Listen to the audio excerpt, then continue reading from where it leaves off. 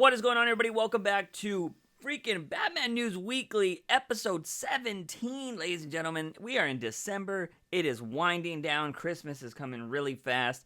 One thing I noticed that I never do on this thing is if you're new to Batman News Weekly and you have no idea what this podcast is about, I've only ever mentioned this on episode 1, but this podcast is actually where you can get all the news you want for the Cape Crusader, the Dark Knight, the main man. That's actually Lobo, but he is the main man to me.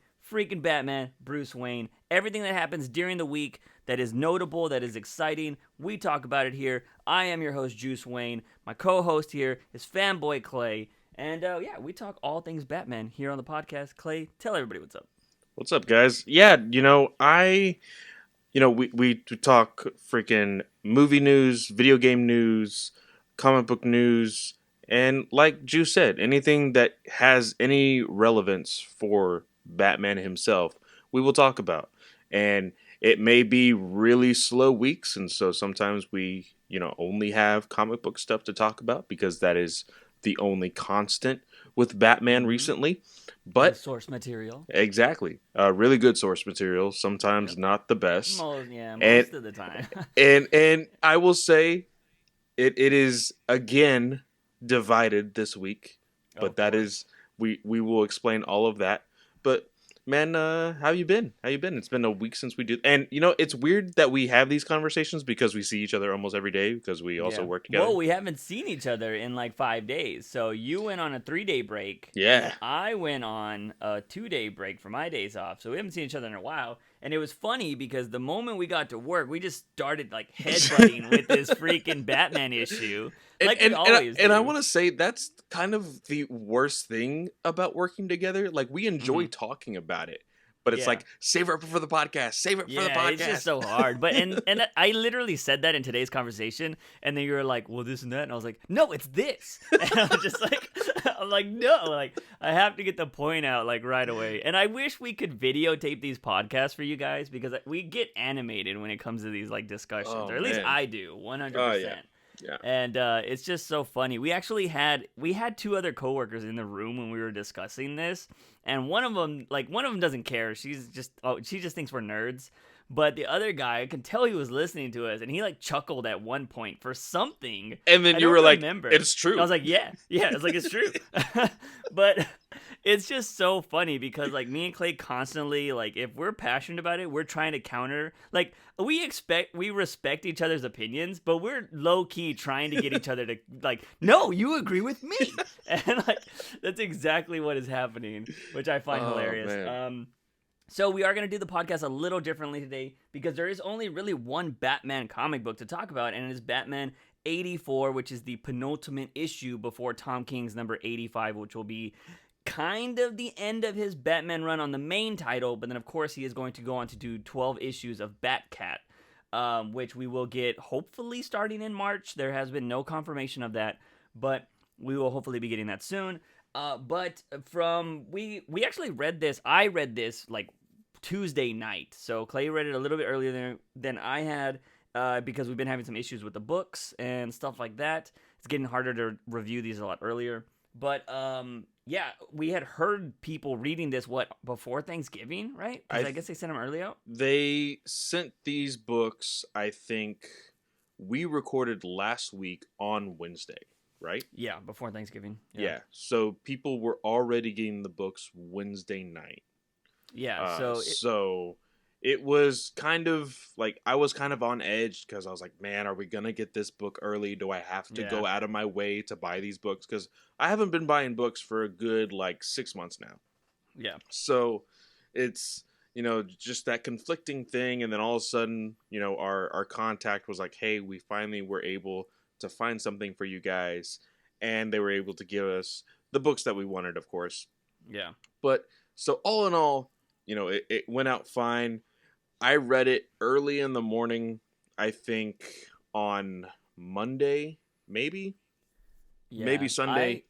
And I was just like, I don't like this. So that's one thing for me. I can already truly say that I didn't like the issue, and we'll go into more detail. And I will say the one part that Juice, we were literally just talking about before we this started podcast. recording. I had to stop us talking. I'm like, we'll just talk about it on the podcast. I will go ahead and say I've had 2 other conversations today that gave your exact reasoning. And so I can kind of see where, you know, I can say, okay, yes, that may be true. But when my first initial read, it didn't make any sense. It kind of got me Let's frustrated. just jump into it, because everybody's like, what the hell are they talking about? For sure. Yeah, so with this issue of Batman, if you guys didn't read Batman 83, which we talked about, it was when Bruce finally found out about Alfred's death, and he's just super pissed, and it ended with him stepping up to his father and just being like, one last time for Alfred. And that happens, that starts in the first page of this issue, and, you know, freaking Thomas punches Batman. It's in the same scene with the same characters and everything like that. And then it goes into all the way back to, I don't remember the issue this happened in. I want to say it was after Nightmares, but it was freaking it was like 61, I think, or 62. I can tell you right now. Yeah, actually. which keep where going. Bruce actually fought his father in a pit that was supposed to be able to bring his mother back, and we got a cliffhanger of not knowing what Batman got out of the pit. And I want to say it was like 83 or 84, but 73 or 74. And what happened was we finally got the answer of who got out of the pit. We kind of already had guessed at this point that it was Thomas Wayne. Impeccable memory. What? 73 is them walking through the desert, so it would be 74. 74. Yeah, okay, I thought so. Yeah, because I remember it happened right before City of Bane, and that started at 75, so that was easy. But anyways, we got the answer to that, and we have like this little quote that, you know, freaking Thomas is saying that plays into what happens later. We find the origin of this quote, and then it basically goes back in time, and this is what Clay didn't like, but basically it starts for like we saw when Thomas Wayne met Bane, and then it goes back to what happened to Thomas Wayne before meeting Bane, and it was him like seeing Batman, you know, getting married, getting proposed to, and it had like him seeing the Joker. So an easier way to explain this is in all sense of the explanation. This is the history of Flashpoint Batman from the very beginning to now in reverse. And I know that sounds weird, but technically, if you were to read this book backwards, you would get from when Thomas was reading that really creepy animal book to Bruce as a kid, to the point where Bruce got shot instead of the Waynes, and then his evolution into Batman, Flashpoint Batman. Then, and some things are more revealed, and we'll talk about that later. But, you know, like I said, it goes in reverse. So you see him escaping the Nan pit. You see him, you know, because it goes earlier, you see him confront Bane about how he wants to help. It goes even earlier than that, which these two, I feel... So it's weird because in this sense, if you read it the way it's supposed to be read, Tom King is saying that Flashpoint Batman did not want to get involved until 50. Yeah. Well, technically, hold on. I'm trying to remember. Because look where he is fighting Joker. He found Joker. That was 40. That was something. That was like that wasn't 40, 50. That was 48 and 49. Yeah. So yeah, which I mean is plausible. I mean, because we don't see him until 50. Yeah. So I mean, I can buy that. I don't see any crazy evidence that's not to refute that. But yeah.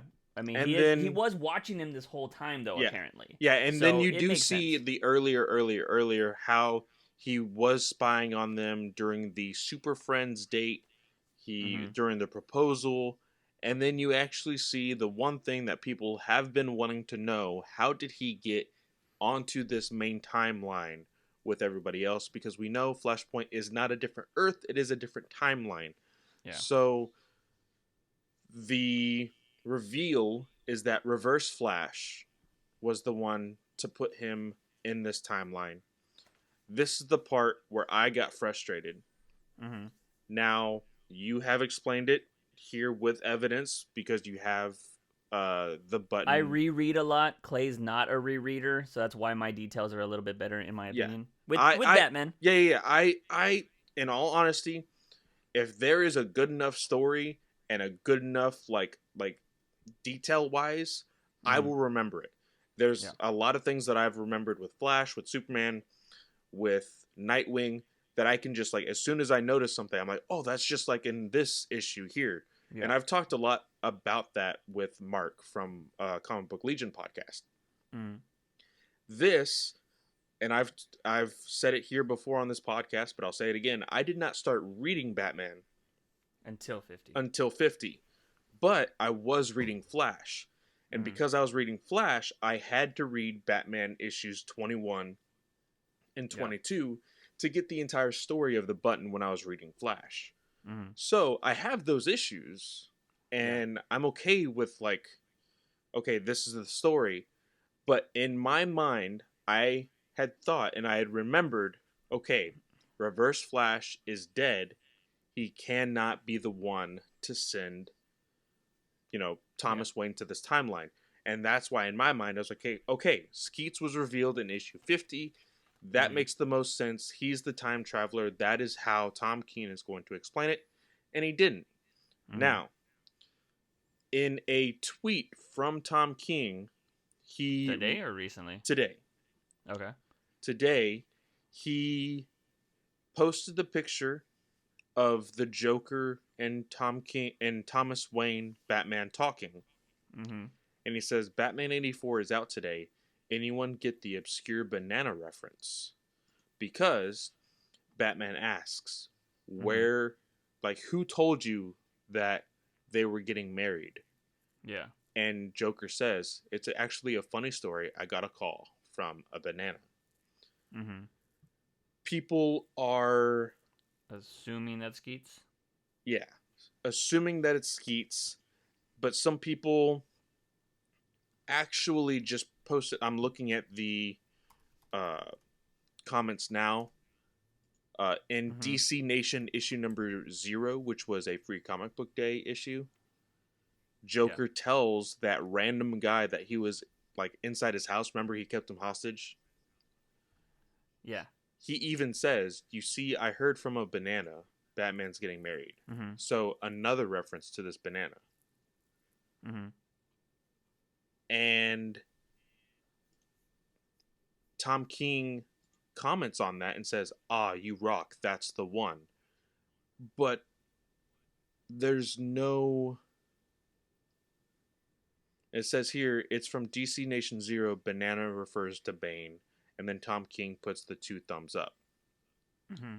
So, I guess that makes it a little bit more sense, because if you read it the way the book says, it says earlier he heard from a banana and then he goes to Bane. Mm-hmm. Yeah. So. Well, yeah, I always thought that Bane was the one that told everybody. That's how I go. So, yes, right now, with the biggest thing is the Skeets is unknown still at this point. Yes. Again, if, being a Batman fan, reading everything, I could just say that this is from The Gift, because that was a huge thing, although it doesn't tie in as nicely as everything else is tied in. Yeah, I'll say. It doesn't tie in as a part of either Thomas or Bane's plan. Yeah. That's ultimately it. Yeah, it could definitely be, I think the term's like a red herring, right? Where it doesn't mean anything. Uh-huh. And because a lot of people, it could have been to throw you off from Reverse Flash. And because that's the one thing we thought. We're like, I remember I don't know if it was telling you or telling Rob, I was like, did you see Skeets at the bottom of that page? And they were like, what? And I was like, yeah, Skeets is at the bottom of that page. And they were like, oh, shit, that's crazy. And so we were thinking, that's probably how Thomas, is there, and blah, blah, blah, blah, blah. Mm-hmm. So it could have been a red herring to throw everybody off. I know you said that somebody asked him that Skeets would be explained, and it could have just been a lie, because I'm pretty sure he gets been bombarded every single day about, when is this going to be revealed? What about this? What about this? I've even tweeted him before about his freaking Detective 1000 book. And I was all like, oh, so Nightwing's back because Batgirl has her new suit. So how is he back? Like, because she got that after he got shot. And he was like, So, you can kind of take that. Sometimes shit happens in comic books. But I wouldn't be surprised if it was a red herring, to be honest, to throw us off. Because I feel like comic book fans, unfortunately, will try to solve every mystery possible. And I think it's really hard, especially with solicitations, to actually keep this kind of stuff secret or surprised. Either way, we see the Reverse Flash. And the reasoning for this, because a lot of you are probably really confused, like, what the hell does the Reverse Flash have to do with anything? Thomas Wayne killed the Reverse Flash in Flashpoint. So they actually have a grudge. It actually does reference that in this issue as well. Yeah. It shows the ending of those two characters in Flashpoint, where there is a big fight between the Amazons, the Atlantean army, and they were all just caught in the middle of it. Yeah. And what's his name? Thomas Wayne actually grabs the sword of either one of the Amazons or Deathstroke. I can't remember which one. And impales the back of Reverse Flash, and he's lying there dead. And that was when the the Flashpoint timeline was going to end. It was going to be erased, and that's what brought the New 52. But it shows here that something happened, and it kept it in flux. Yeah, and that is how he was able to still be brought back. For a little bit of time. Yeah, of the button. Yeah. Because with the button, they're confused. Like, how am I still here? They talk about it in the button if you go and actually read those issues. And then, of course, at the end of the button, we think it disappeared too, which it did. But apparently, Reverse Flash was able to actually get him out of there and bring him to this timeline. Because there is and we talked about this, at work, and it's a little hokey, but it's a good way to really use the Reverse Flash in any situation to unfortunately pull out of your ass if you absolutely need to, is the fact that the Reverse Flash, because he has distorted time so many different times, the only way, and they explain, the easiest way to explain this is if anybody's a fan of the DC CW shows, he's basically running away from his own timeline so that way he doesn't die, like, permanently. Is what they've explained over and over again. And so he himself, like the actual Reverse Flash, is always in the what's it called? The Speed Force. Speed Force, yeah. And every other Reverse Flash that you see, whether it be fighting Barry or in Flashpoint or anywhere, is either a mirage or a speed double. Yeah. And that's why they die so much. Exactly. And so that is the explanation that, like I said, two of my friends have talked to me about today during work. They gave that same excuse, and you even saw it in the button. Theory, Clay, not excuse. I find it. I see it as an excuse rather than a theory, or just because when I read it, it didn't grasp me. And whether that be my fault for not remembering completely from the button, or, like I said, just that really hokey, thing that they've done to the Reverse Flash as a character, it is something that you could be like, oh, it's just this, and boom, argument over, Yeah, well, I will say I feel like anything, and my favorite show of all time deals with time all the time. I feel like any time travel stuff is BS, most of the time, because it's hard to keep a linear thing. That's why I say when you think about things, you have to do it in the Doctor Who mindset, where certain things are fixed points, everything else is always in flux and can change and can be done whatever. Yeah. I will say, whether you think it's hokey or not, I love that Tom King actually connected stories and referenced an old classic story that is Flashpoint and added more history to it. because he didn't ruin it at all. Because that's what sucks when people come in here and try to Kevin Smith it and like take an iconic scene. And we spoke that a little bit at work today. Also, Yeah. is the fact that there was a lot of stuff that Thomas Wayne, Flashpoint Batman's character, had not been exposed or even told. So Tom King took this story to say, hey, I'm going to elaborate on that character. Yeah. And he did take from the mini-series, the side story of Flashpoint, the Flashpoint Batman story. He took a little bit from that. And then he elaborated even on that. But as we were saying earlier, this whole book goes with earlier and earlier and earlier. Mm-hmm. And you see that at a time, Batman confronts the Catwoman of his timeline. Mm-hmm. And she was broken. And she basically had nothing else to live for. And, you know, the big thing for this book altogether is, you know, kind of the trope of Flash is that Catwoman is Batman's lightning rod. Yeah. Throughout every timeline.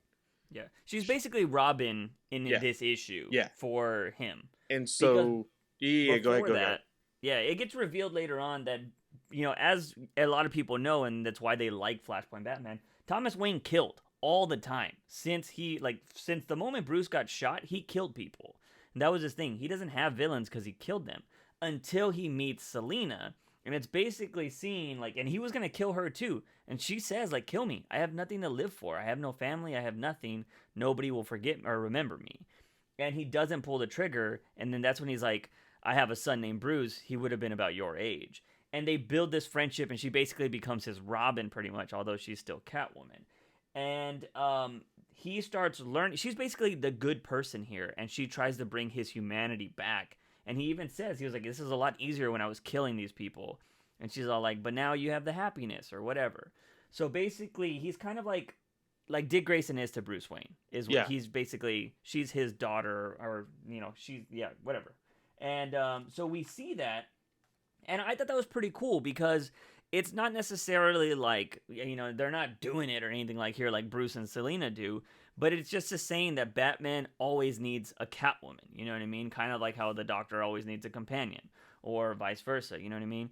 And I think it's just, like, really cool that Catwoman is that, you know, per se, lightning rod. And I thought that was just a really cool... And there's a lot of parallels to Thomas Wayne and Selina and freaking Bruce and Selina. You know, they play off a lot of things that happened there, like when they first met on a roof or in a bank or whatever. There's a lot of little things like that. And, you know, Thomas is constantly saying, like, oh, you would have liked Bruce, blah, blah, blah, kind of foreshadowing stuff there.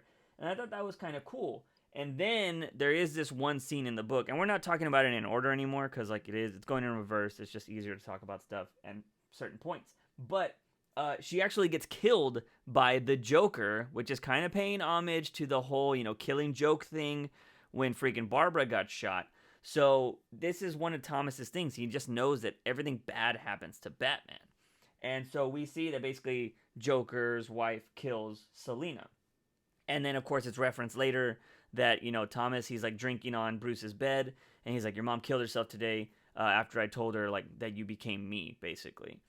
And she died laughing is what he says. And that's when he goes to, you know, gets taken by Reverse Flash. And then he starts watching them and blah, blah, blah, blah, blah. Mm-hmm. And then, let's see.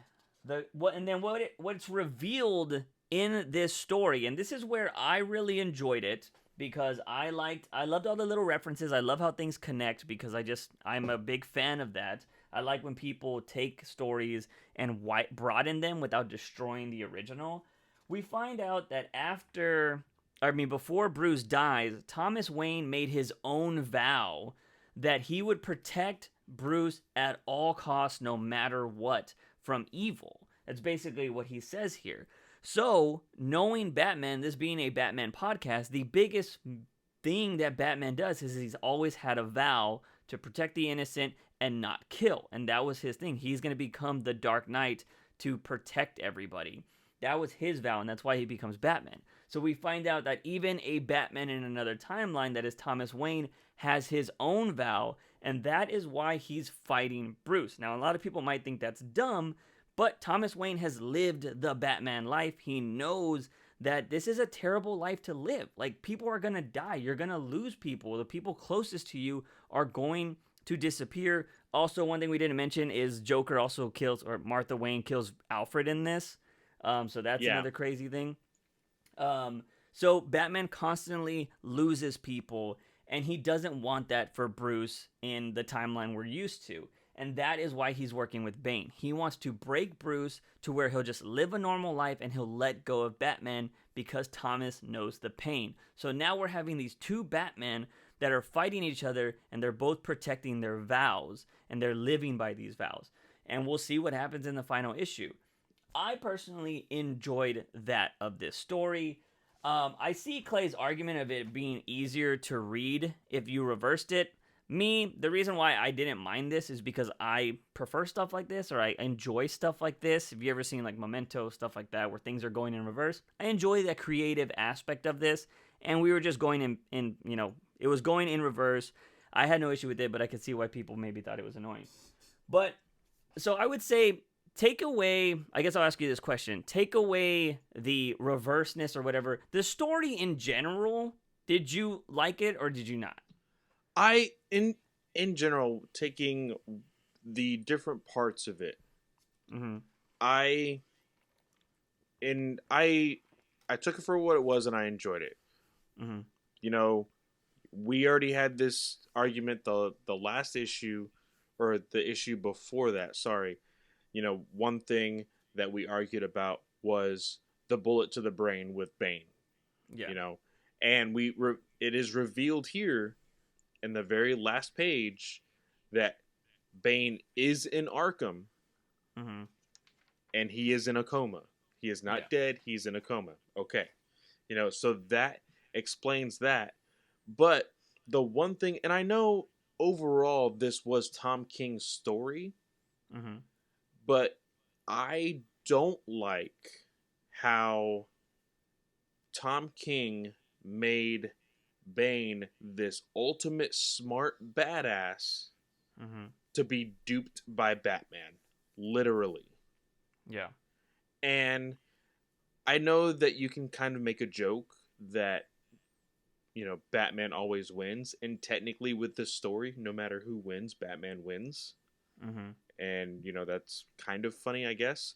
Yeah. But, you know, with how passionate Tom King was about this being a Bane story, and then flipping it to be a Thomas Wayne story, it kind of sucks. It kind of sucks to have somebody in the limelight that hasn't really gotten the limelight since, you know, Nightfall.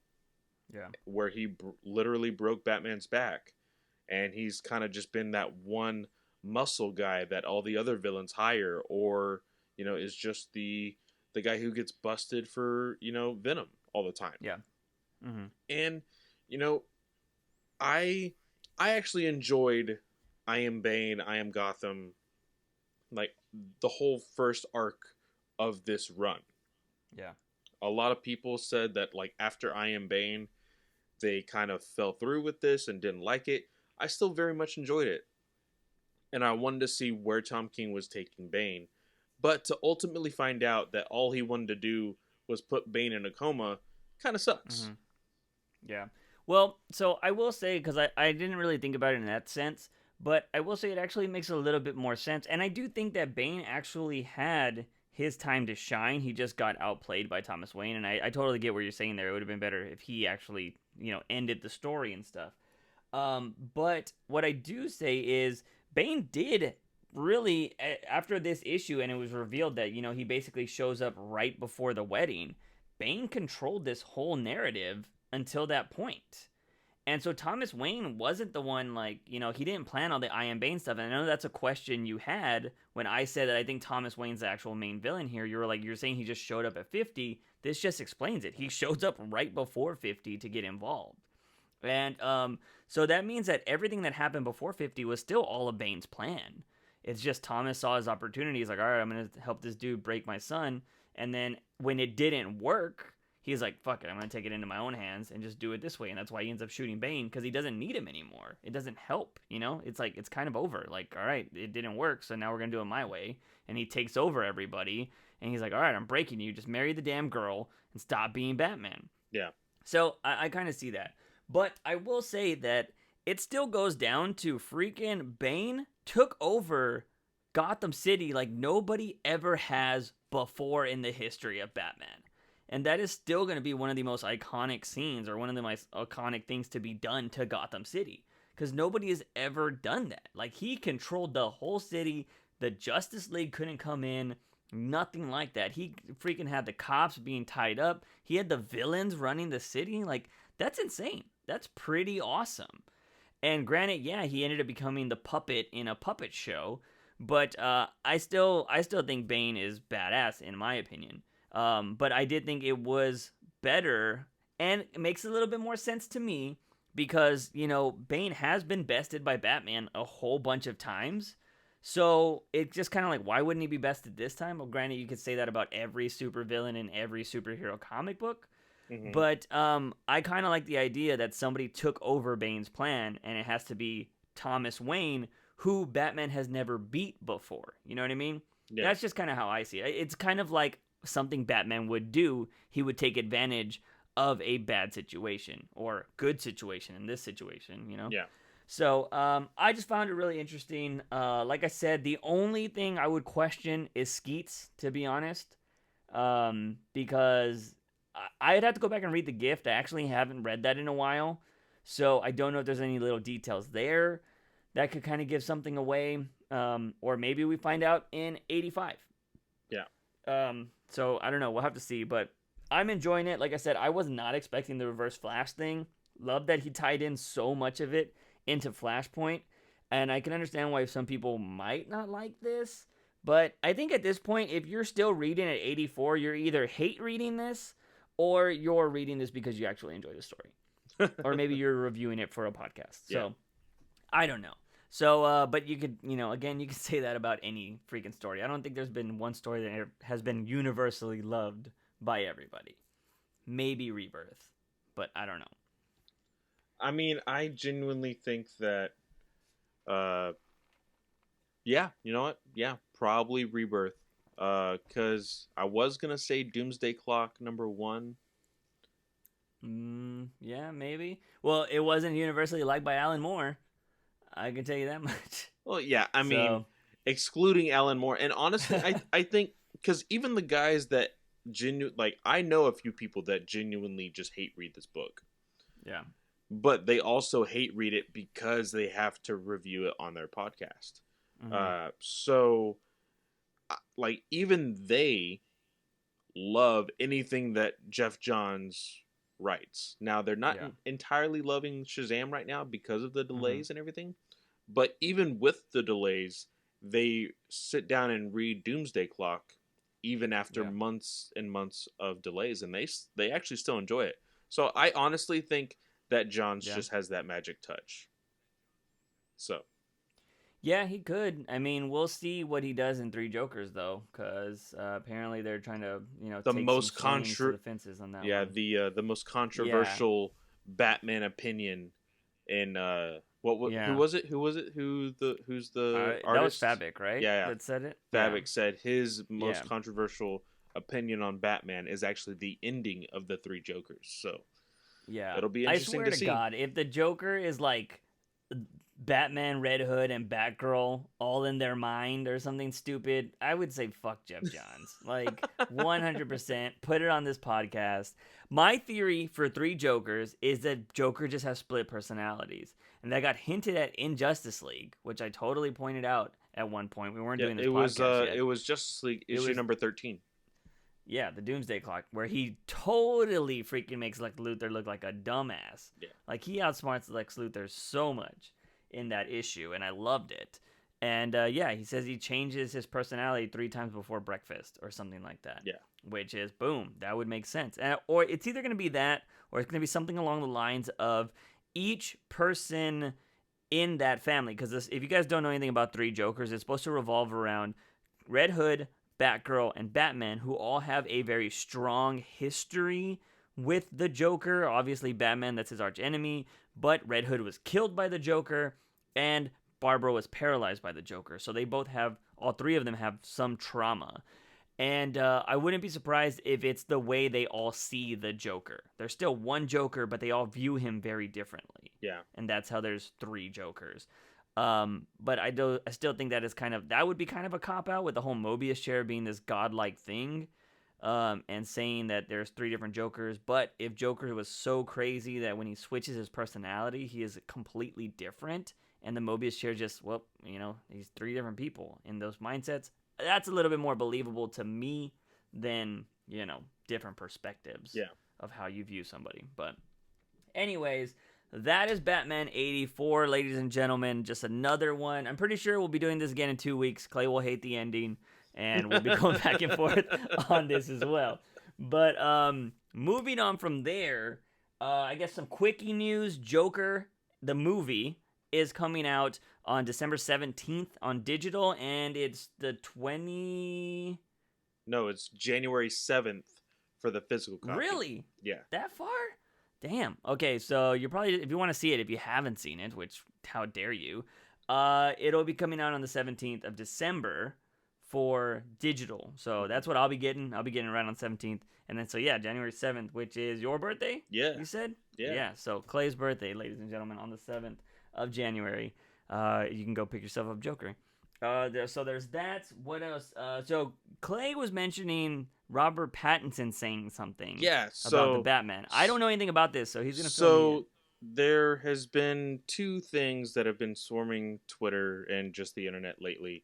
Robert Pattinson actually had a small interview on the Today Show, and he was talking more about the lighthouse and, what all that is about. But he did touch up a little bit on that he is very eager to, of course, start the Batman and, where that will all take him. We've talked plenty about that in our speculations of, where the suit will go, how he will be in his physique and all that. But one very funny thing that he said was that he thinks it's impossible to replicate what happened with the Twilight films. Mm-hmm. And it said, I'm hoping it won't be people hanging outside my place. And Robert Pattinson, I don't know if you're finding every Batman podcast that you can find to, listen to, what people think about the character or whatnot. But if you are listening to this podcast in particular, let me just tell you, the film Twilight, when you filmed it, was in 2008. That means the books were written about probably 2005 to 2006. So that has been around for 10, 11 years. Yeah. Batman has been around since 1939, 80 years. I'm pretty sure Batman has accumulated a little bit more fandom than Twilight has. So, like you said today, it may not be the stereotypical Justin Bieber-esque fans going crazy outside the door. No, instead you're going to have grown-ass men crying over you in theaters, at conventions, at press releases, everywhere. Maybe outside your house. And quite possibly outside your house. Yeah. And especially if you fuck it up somehow, because you ruin their childhood and blah, blah, blah. Exactly. You're not manly enough or whatever. You're not buff enough because Ben Affleck super ruined that for you. Just get ready for that, my friend. And then the other controversial conversation came up once again. Is Batman a superhero? This was also in the exact same interview on the Today Show, and Robert Pattinson actually said that Batman is not a superhero. He says it does not count. You need to have magical powers to be a superhero. Yeah. And this is a debate that everybody likes to have about Batman, and technically I think I don't want to go, on dictionary.com and say superhero, because honestly, if there had to be a picture with superhero in the dictionary, it's either going to be Superman or Batman. Let's just face it. That's just how it'll be. But Yeah, Marvel. It ain't Iron Man. in Nobody cares. in my mind, Batman is a vigilante. But Yeah. Juice also said, technically, if you think about it, aren't all superheroes vigilantes? Mm-hmm. And that is also true. Yeah, if you're not working with the police department and following every single law ever, If you're a you're vigilante. if you're not following, like if you do not work for the state or for the government, you are a vigilante. So technically, all of these heroes are vigilantes. So Robert Pattinson is correct. Batman is not a superhero. He is a vigilante. So if anybody wants to get angry about that, but I heard that earlier on he said that like he can change his mind because he wears a cape or something like that. Like I was like, what? Yeah, it was dumb. It was a random quote that I saw in an article about that where he was talking about you need to have magical powers, whatever, and then at the end it said like he lamented later saying like, well, he does have a cape or something like that, so maybe that makes him a superhero. And I was like, that has nothing to do with that, but all right. So whoever doesn't wear a cape, Green Arrow, you're not a superhero. Yeah, I guess. I'm sorry. Well, I mean, Batman doesn't even have a contingency plan for him, so maybe he's not. So you guys have to read Deceased 6 to find that one out, or to get the context for that. I should say. Is it 5 or 6? Whatever. Just read Deceased altogether. But yeah, so there's that Pattinson news if you want any of that. But apparently he is reading a lot of stuff from the comic book, so get excited about that. So that's kind of cool. What else do we have after that? Should we just jump into Harley Quinn and freaking Titans talk? Yeah, I think we should. Okay. I mean, there's small news came out today, or not even news. Harley Quinn and the Emancipation of One Harley Quinn debuted a new poster. Yep. It looks trailer coming out this weekend. Cool. Yeah, the trailer. Yeah, especially Birds of Prey trailer coming out. CCC XP. No, CCXP. Like yeah, there's too many C's. It's a Brazil convention. Yeah. In Brazil, there's gonna be a big DC-esque panel with Wonder Woman, with Birds of Prey, and also it's been rumored and quite possibly some sort of either concept or talk about the Batman costume. So it would be awesome if they do that, but also this is also the Batmobile. Boom, and have the concept of that. Because not to be outdone or not to be left out of the party because they always want to be in the spotlight, Kevin Feige apparently is showing up there as well, and he's going to drop the new Marvel slate. Yeah, that came out like I think Feige came out with that. I want to say like maybe 2 weeks after we had found out that DC was gonna have a big presence. So I was like, you bastard! Like, of course they're Disney. They can't let anybody else have the spotlight. Yeah. So we'll see. But I think if you freaking drop a Batsuit or even a Batmobile, people are gonna lose their shit. And we'll see what happens with that Wonder Woman trailer too. So. So get excited for that. There's going to be a lot of good stuff there. Go check out the Juice Reacts channel because I'll have reactions to both of those trailers when they drop. So definitely keep an eye out for that. Go subscribe.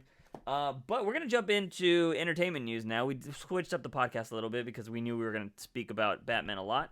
I should say the comic. We talk about Batman all the time. But Harley Quinn, the animated series, dropped on DC Universe this past Friday, right? Am I correct? Friday. And it was something else. I will say that. They said that this cartoon was going to not be for kids. It was going to be more adult. It is not for kids. Not at all. Do not show your kids this cartoon. Do not put it on and leave the room because your kids will start saying some things you are definitely going to not want them to be saying. But with that, I fucking loved it because I love seeing some of my favorite characters in adult situations. So I thought this was really cool. And I think Harley Quinn is the perfect character for a batshit crazy show like this. I don't know if you could do this with any other character, to be honest, because it's so wacky, it's so weird, and I don't know. Like you have a freaking almost cracked out Gordon in this show, which I found so hilarious. He's just like hyped up on coffee, but he's like, Harley Quinn. Like, it's just so ridiculous. And Batman is like still very stoic and Batman-y, which I found so great because everybody else is like saying fuck and this and that and like, I'll kill you and just doing random shit. And Batman's just like, Harley Quinn. Like, he's just stoic where everybody else is all cracked out. And yeah, Poison Ivy's going to have a big presence in this show. She's like Harley Quinn's best friend. They haven't really confirmed a love interest. I wouldn't be surprised if that happens later on, because this is basically Harley. I think this whole season is going to be like Harley Quinn shoving it to the Joker, basically. Yeah. And that's what she says at the end of this. She's like, I'm only keeping you alive so you can see me rise to the top or some shit like that. And so I think this is going to be her getting over the Joker. I wouldn't be surprised if she bangs freaking Ivy by the end of this. And there's banging, ladies and gentlemen. They're happening. Like, they don't show it, but they definitely insinuate it. Oh, yeah. Harley Quinn literally tells Ivy to leave because things are about to get dirty or nasty when she meets the Joker. So, and like they literally lick their face, and like it gets weird. Insane. It gets weird. It's hilarious. I will say, when I initially watched this, or even just like setting it up to get to watch it, my humor, I don't know. It's just, it took me forever to finally sit down and watch The Office.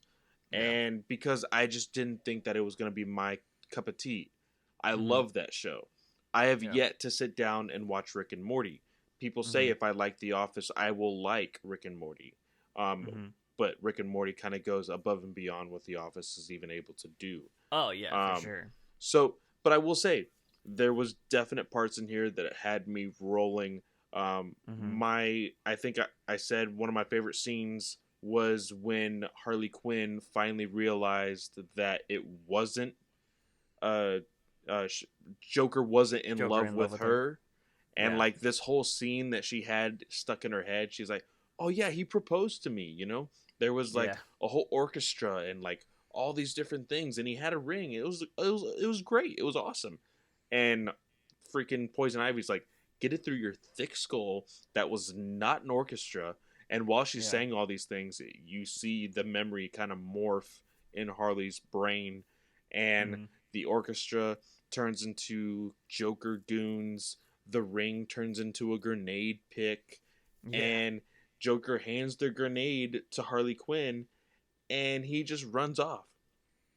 And that's when Harley realizes, oh, Joker doesn't love me. He loves Batman. Yeah. And I thought that was just absolutely hilarious, just the way they kind of just made that concept. And then also when Joker's talking to Harley, and it's just like, I hate how everybody is starting to like the Riddler. Riddler isn't hot shit at all.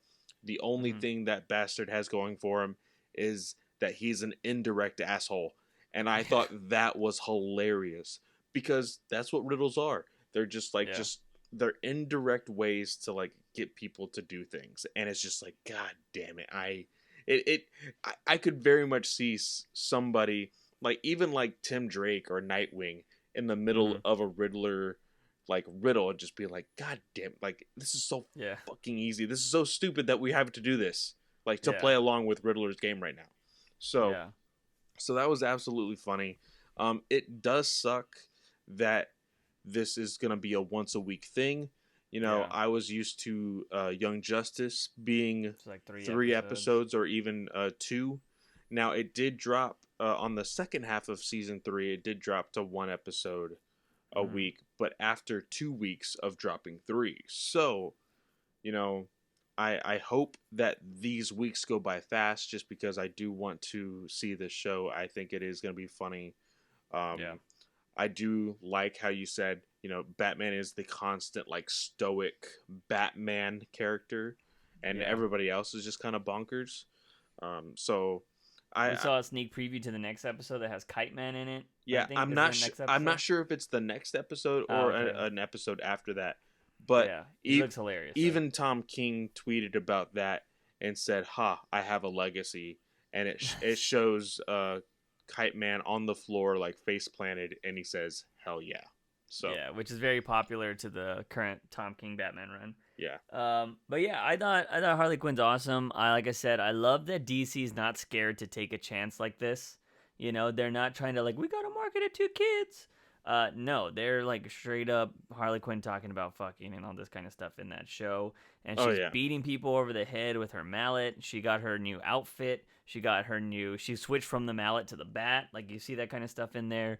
And it's really cool. And I think Kelly Coco actually does a really good voice for Harley Quinn with this type of style. Yeah. Because I think everybody would be so into or so used to, what's her name? I'm forgetting her name. The original.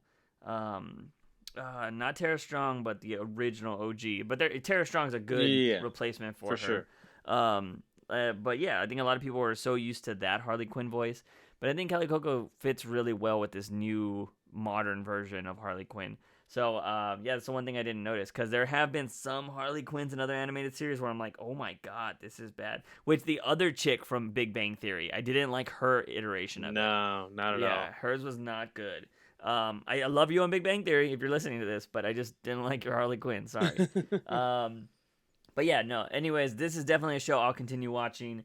And yeah, I mean, I'm glad they got another animated show on there, and I hope that they do more. And I wouldn't be surprised if we end up seeing Harley Quinn on HBO Max. So if you're not able to get DC Universe, but you're gonna have HBO Max, pretty sure you'll be able to watch it in the future, and it'll probably just be ending around that time. I don't know how many episodes they're gonna have. So we'll see. Yeah, I'm not sure what the episode count is on this on the series. So probably at least 10, maybe. Yeah, I would think, but I don't know. Anyways, we're gonna go on to the last thing we're gonna talk about in this freaking podcast this week. And we talked about this a little bit on the last one. We were super excited about the final episode of Titans, and I think we can both agree that it was a pretty big disappointment. Ugh. Yeah, it was rough. So I'm gonna let Clay take the floor on this one first, and then I'll end it out. But yeah, the Nightwing suit's cool at least. Now let me say, and I'm pretty sure I've also said this on the podcast as well, Nightwing is my number one favorite Batman character. I absolutely love Nightwing. This was a very big point in history for me personally, to get Nightwing on the small screen, on a screen altogether that wasn't animated. This was going to be amazing. And let me just say, it was the first live action Nightwing, isn't it? Yes, it is. Yeah.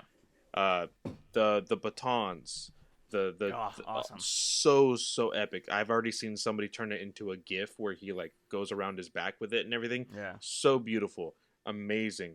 I love that man as Nightwing.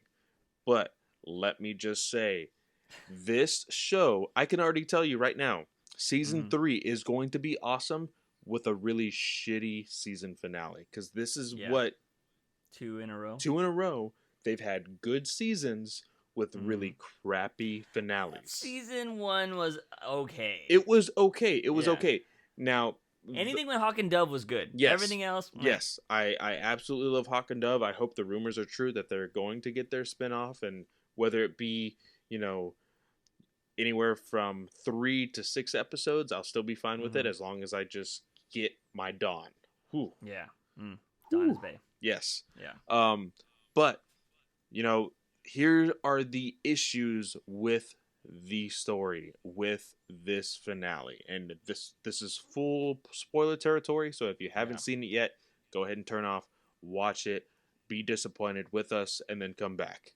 Yeah. So, for one, they hyped up Deathstroke so much throughout the entire season, from episode 1, well, technically episode 2, from episode 2 until now, Deathstroke was this huge presence that was going to get down and dirty, and there was going to be a big epic fight. Mm-hmm. That fight was over in less than 5 minutes. Yeah, and he died like a bitch. And he died like a stupid bitch, dude. Like, I'm sorry. Like, for one, he died. That was the problem. Yeah. 2, the way he went out. So stupid, so anticlimactic. Yeah. It wasn't like an epic sword slash. It was literally as if Rose walked towards him with the sword out, and he walked into it, basically. Yeah, it was as bad as freaking Bruce Wayne killing Ra's al Ghul in Gotham, and that show was trash. So just imagine that. Which I haven't seen. You haven't seen it, but it's terrible. Trust me, it's just as so. bad. So that's the first part. And then we see the chaos that is in this carnival with Mm-hmm. Beast Boy. And I was like, okay, this is interesting. You they they basically are selling Superboy Connor to Yeah. these warlords all over the world and to the highest bidder. And they basically mind controlled Gar just so that way he can be the villain that Connor fights. Yeah. And we see everybody in costume at this point, which I absolutely loved. I think Mm-hmm. the only one that wasn't in costume was Corey, was Starfire. Yeah. Which she still hasn't got a costume, which is weird. But Which apparently next season will be all about her, pretty much. which also sucks because they already have leaked photos of the original finale for season 1 Yeah. and she has a costume. They Yeah. already have the costume made. She has just Mm-hmm. yet to wear it, and that sucks. But so everybody confronts Connor.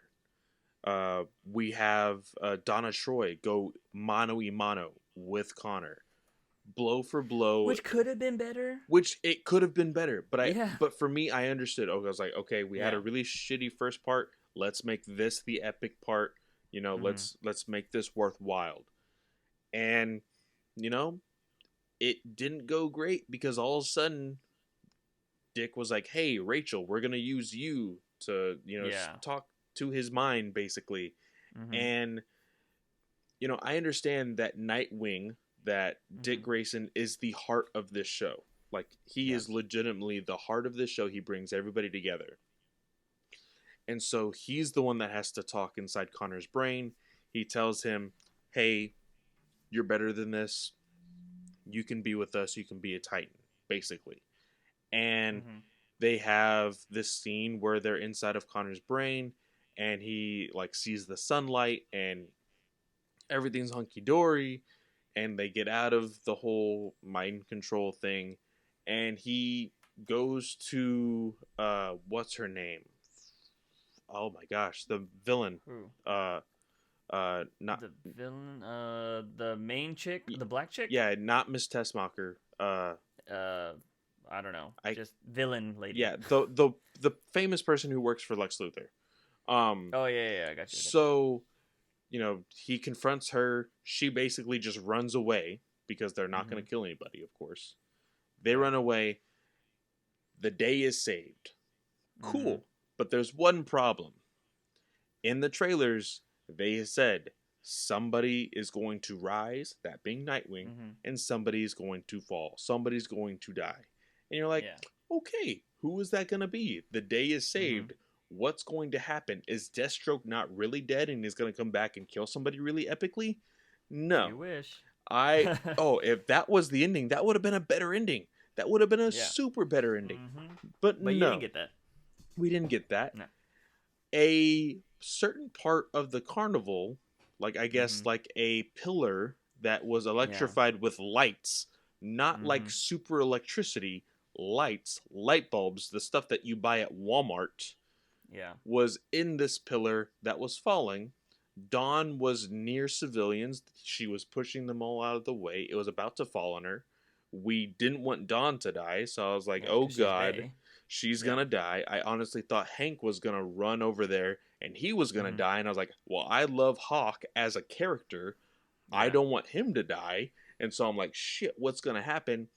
Donna Troy runs over there with her super speed, picks it up in an epic way, and I'm like, oh, don't do this. Don't do this. Don't do this. I already see what's going to happen. Don't do this. She gets shocked and literally flops on this pillar in such I don't think I have ever seen a worse death on screen. In all honesty, I have not seen a worse death on screen. And it just looked horrible. It looked absolutely horrible. The funeral scene was just eh. And the ending shows that Rachel is going with the Amazons to better herself. Jason Todd is just drives away on his bike, motorcycle, and the Titans have a family dinner and then are called upon because there's something that's happening in downtown Los Angeles. And that's the end of the episode. And it was a total disappointment. Yeah, it was total crap. So there's a lot to unpack here, which is unfortunate. So yes, first things first. Before even Deathstroke died like a bitch, Nightwing didn't even show up epically. It could have been so much more epic, right? Okay, so Nightwing, this is his time to shine, ladies and gentlemen. His time. So like his friends are in danger. They're getting shot up by Deathstroke, who just magically was in this hallway for some reason, or this alleyway.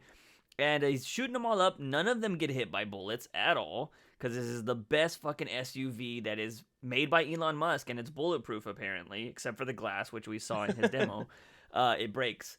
So, yeah, none of them get shot. Or Corey might have get shot, actually. I take that back. I think Corey got shot, and what's her name fixed her. So, Yeah. I take that back. I'm wrong. But you hear this, somebody lands on the truck, and they're like, what's that? And it's freaking Dick Grayson, and he's there, and he goes to meet Deathstroke, and he's like, who's hurt, blah, blah, blah. He's like, take them away, like, get out of here, I got this. And so you think you're about to get this bad-ass Deathstroke Nightwing fight that should be happening at the end of an episode, not at the beginning, should be happening at the end or maybe even midway through.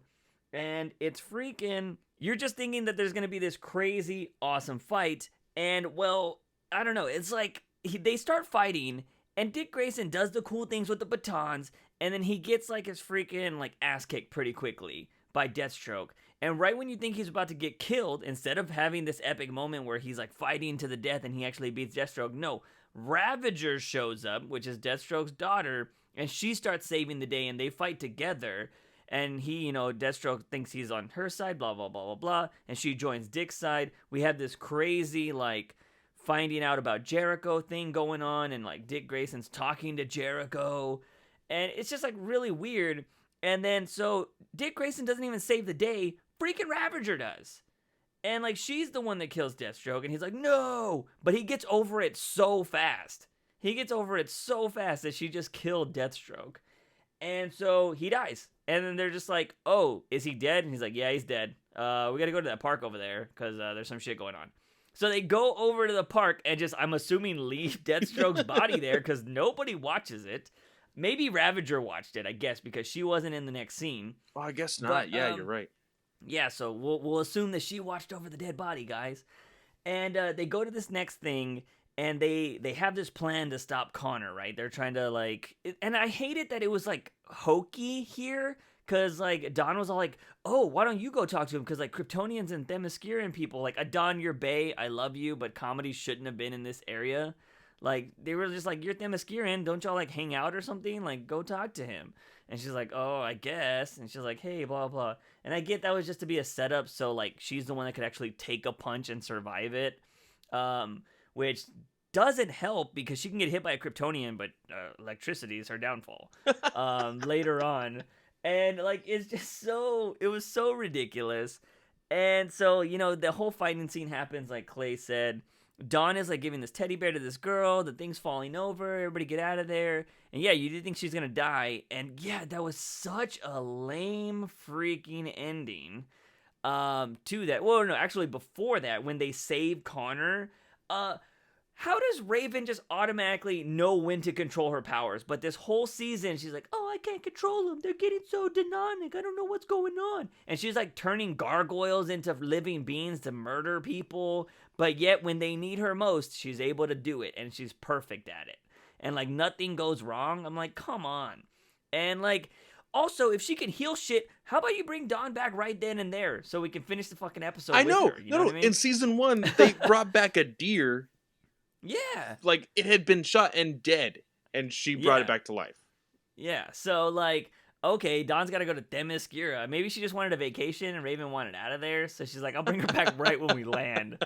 So that was kind of dumb.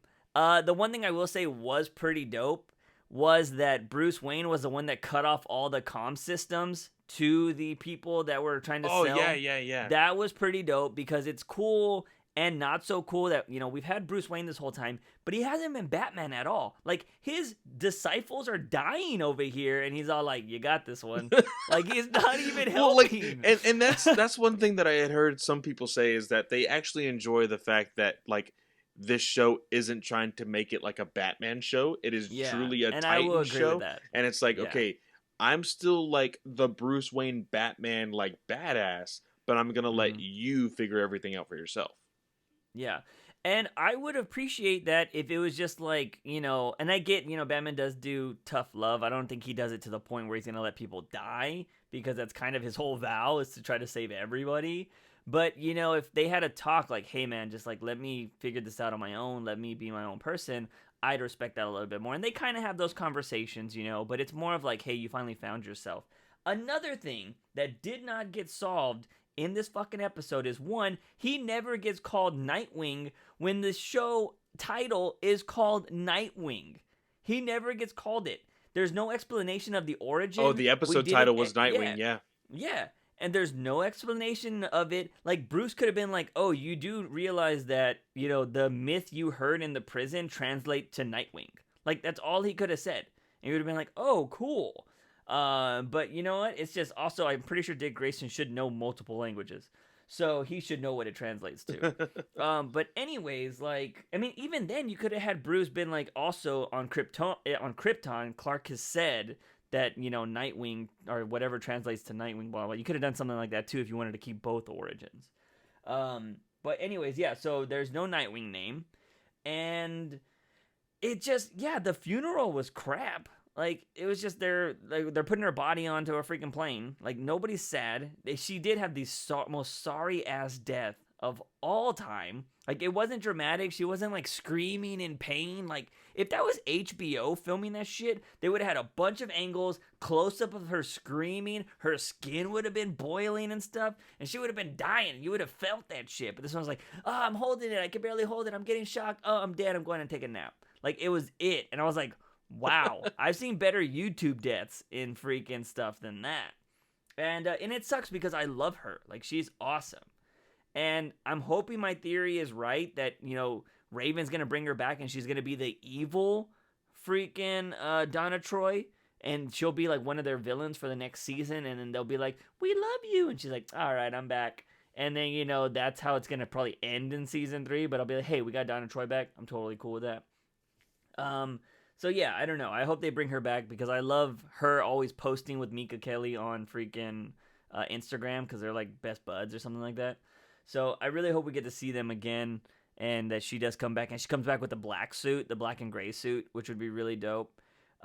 Because I would like to see like a trinity happen. You have Connor, you're gonna have Nightwing, and then you could have her as the Wonder Woman. Yeah, I for think sure. That would be really dope.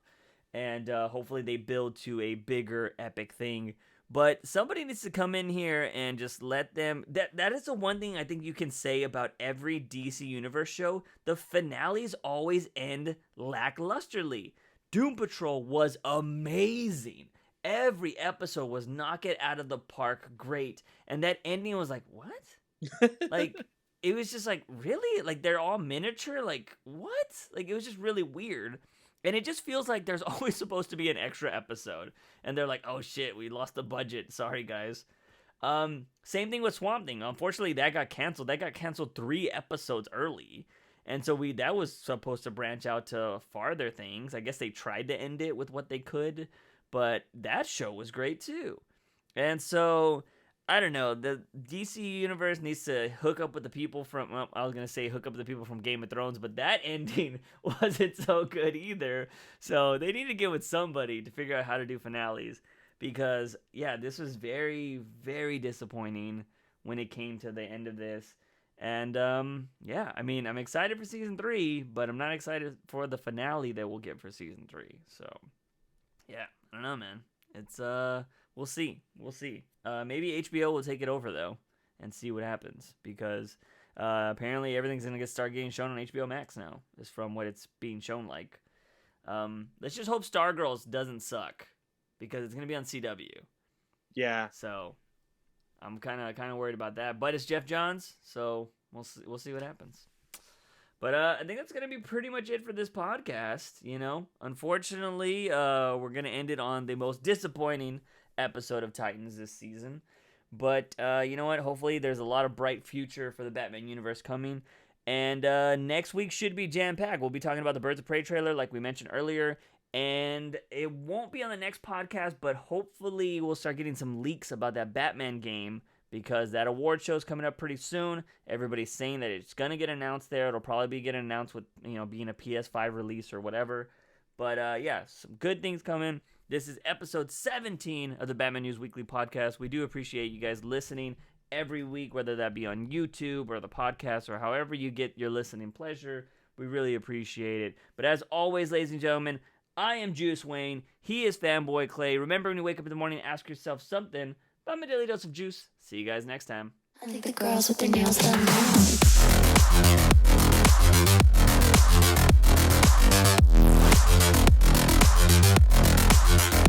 Girls with their nails done. I think the girls with their nails done.